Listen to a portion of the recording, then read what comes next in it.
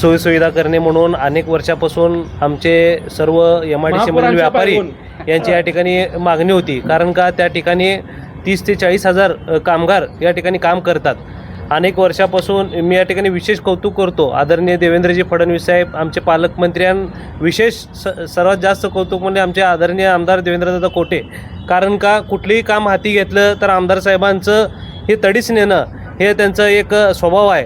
कारण का आज तुम्ही बघितलात फक्त MIDCसाठी एवढा मोठा भरगच्च निधी या ठिकाणी ते एका वर्षाच्या आत या ठिकाणी ते आणू शकले।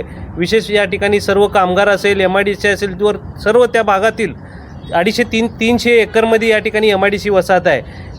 त्यांच्या सर्वांच्या वतीने आमदार साहेबांचं या ठिकाणी मी विशेष धन्यवाद देतो। कारण का गेल्या अनेक वर्षापासून उद्योजक असतील, त्या ठिकाणचे कामगार असतील, आजूबाजूचे रहिवासी असेल, त्यांच्या अनेक वर्षापासून या ठिकाणी मागणी होती की सुखसुविधा व्हायला पाहिजे।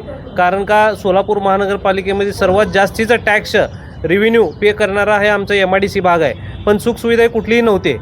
त्या ठिकाणी ओपन स्पेस आहे तसं राहत होते, रस्ते नव्हते।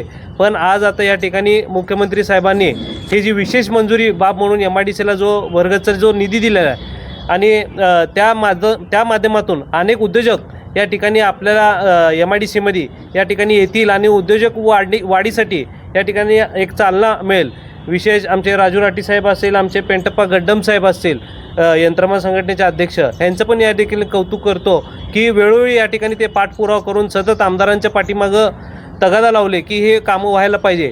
आणि आमदारांनी देखील या ठिकाणी यशस्वी पाठपुरावा करून जयकुमार भाऊ गोरे साहेब असतील, तसंच आमचे मुख्यमंत्री आदरणीय देवेंद्रजी फडणवीस साहेब असतील, यांच्या माध्यमातून हे निधी मंजूर करून घेतलं, त्याबद्दल या ठिकाणी त्यांचं आभार व्यक्त करतो।